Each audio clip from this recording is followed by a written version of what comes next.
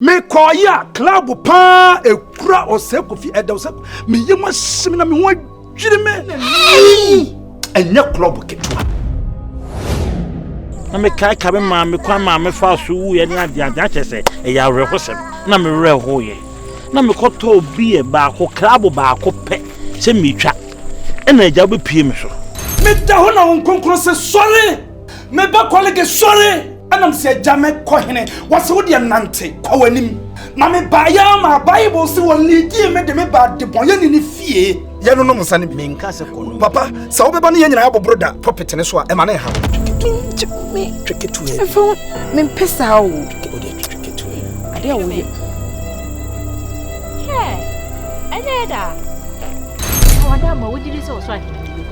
oh what in the papa de wo me say ebi be ko ebi nko ai enkan kan hwe me nua ba hwe atare a wahye me nim so betwemanim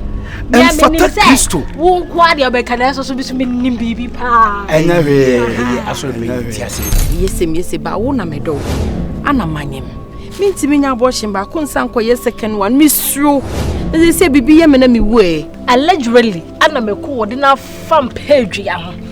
Jesus Christ be so be fe Jesus na menya dai be we ga we ye ka Jesus ni ma ya ma nyina echi woni so ana sabi rasta man no de na wo de che me ja kwa no kasa ye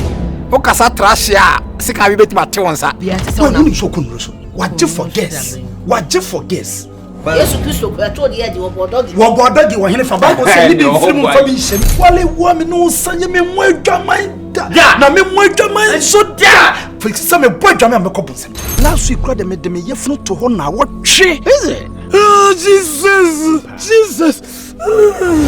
me sumo no kremu ne nkum